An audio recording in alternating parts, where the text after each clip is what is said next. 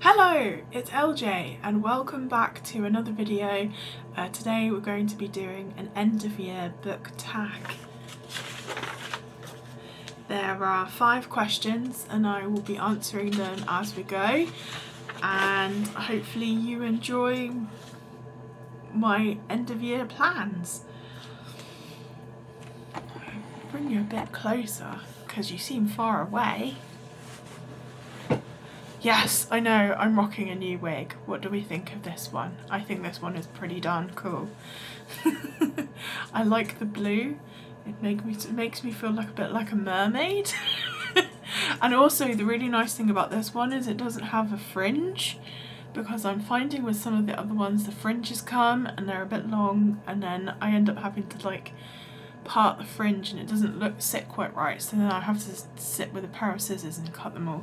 But yes, this is my new wig. I actually had all of my hair chopped off quite recently and now have a very short haircut, so the wigs are our life now. Anyway, questions. I will add a caption onto the screen so you can tell what the questions are as well. I just wanted to say that the end of year book tag was created by Ariel Bissett, and I will tag her original video in the description below, so if you want to check out the original of the end of year book tag, please have a look. And obviously I'm joining one of many who do this every year, so here we go, here's my version. First question.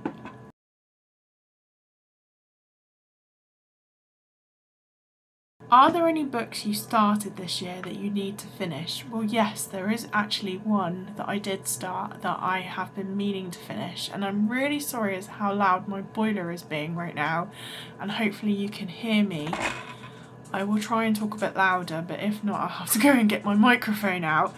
But I started The Lady of Hay by Barbara Erskine. I started this in August and I actually soft DNF'd it. It wasn't that I wasn't enjoying it, it's just that at the time I was doing Battleathon and I wanted to read shorter books. I wanted to read faster books and I was finding it quite slow paced, and the writing was great. You could tell that it was written a while ago, so some of the style and the way that men treated women in it were a bit but I was gonna finish it anyway, so hopefully when I've done all the things that I've set out to do and I've got some time, maybe over Christmas, I can sit and finish it. That would be really good. Yeah, if I don't like it, I'll unhaul it and add it to the charity shop or Vinted. Probably the charity shop. I actually, talking about this actually, I got the book from Hay on Wye on one of my visits there. I think I was with my friend and I bought like 12 books. I was having the best time. So it would be really sad if I don't enjoy this book, so I'm hoping that I do enjoy it and I ultimately find it rewarding once I finally get to finish it. Oh my god, this hair is so long.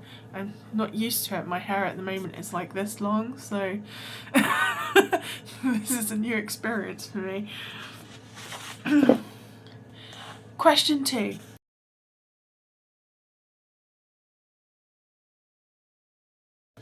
Do you have any autumnal books to transition into the end of the year? Well, actually there are a few I have. The House Witch, which I have heard controversial things about because I believe it's got quite a lot of domestic abuse in it, so I've been meaning to read it because I bought it, but I don't know. I mean, I'm reading a book at the moment which is quite heavy on the old domestic abuse, so I think maybe I might sit back on this one until next year just to give myself a break from sort of heavy emotional themes and settings. But I have some others. The Spell Shop, the Cinnamon Bun Bookstore, Morbidly Yours and Hex and Hexability, those were the ones that I was looking forward to reading over the autumn that I just have not got around to, which is annoying. And I think a lot of that has to do with the Spookopoly, because it kind of really dominated what I could and couldn't read, and also I was trying to do things that I had set before in September that I was enjoying.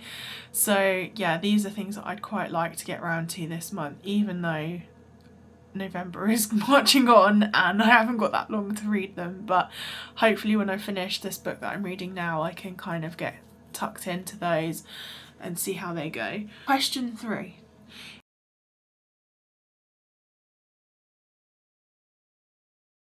Is there a new release you're still waiting for? Okay, the honest answer here is no. And I'll answer that in 2 ways. 1, I don't buy books when they're released. I tend to buy books when they're on sale or I see them in a charity shop. 2, I've recently joined NetGalley and I'm getting ARCs, so I'm reading books that haven't been released yet, and therefore I don't feel any need to actually buy new releases. Am I controversial? Maybe. Do I always waste a spread in my book journals? Yes, because I don't have a releases tracker. I'm not really that bothered. Have I been bothered about a new release at all anytime soon? I don't think I have. It's not me. I don't do that. The other thing is that I recently had a look at my unread pile on Kindle and it's at 500 books. So I honestly have so many books that I'm actually going to be doing a no spend 2025, and I won't be buying any books at all in 2025, and I'm going to only read books that I already own or have been given by ARCs. I'm not going to read anything else. So this may mean that I have to wait to read Wisteria by Adeline Grace because I haven't actually got a copy of it, so I'd have to buy one, and that's a naughty. The other thing is I used my last 2 Waterstones book vouchers. You know when you have a certain amount of stamps and they give you a monetary reward, so obviously you have to get 10 stamps, you get £10, so I had £20. I just used that on getting the next 2 books by Chloe Walsh in the Tom and Boys series, and so, yes, I'm hooked on that, and I'm going to talk about that at another time. Question 4.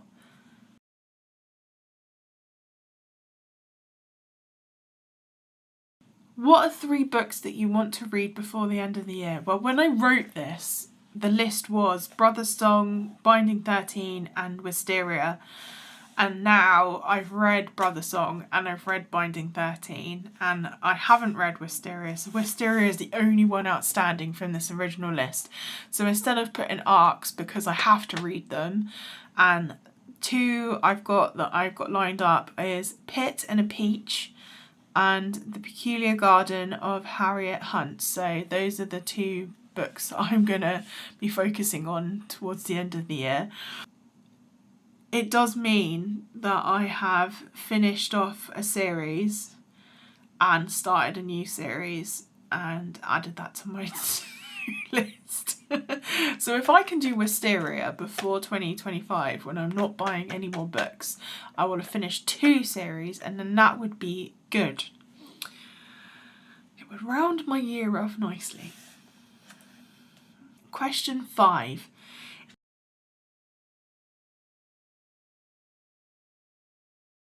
Is there a book that could shock you and become your favourite book of the year?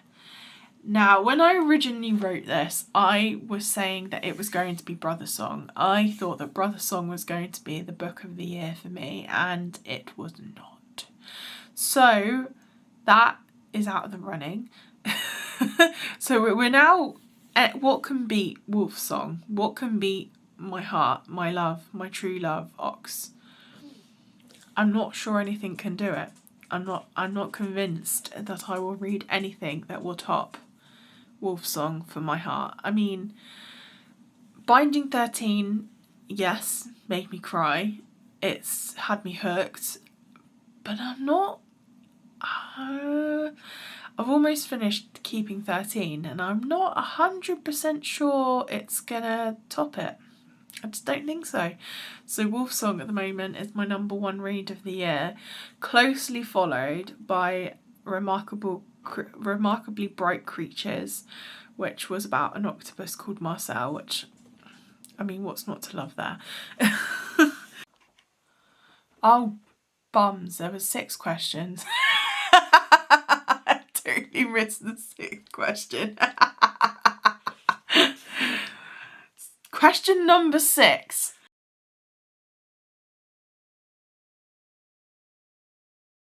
Have you already started making reading plans for 2025?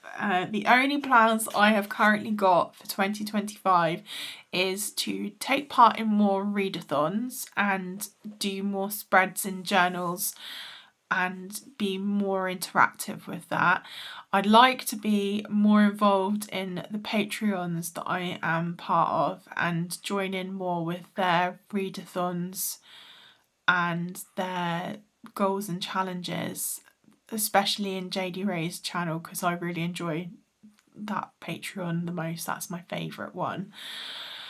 I also will not be spending any money in 2025, so that means that I will be limited as to how I can go about doing these things because I will not be spending money. So hopefully that means I'll be using the library more, which is a good reading goal to have.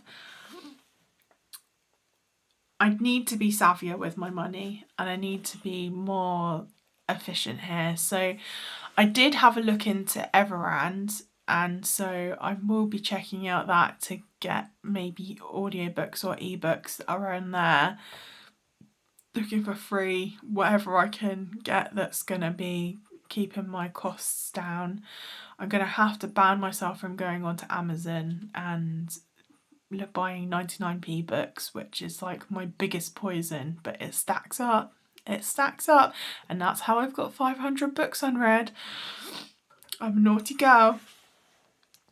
Anyway, more reading challenges, more.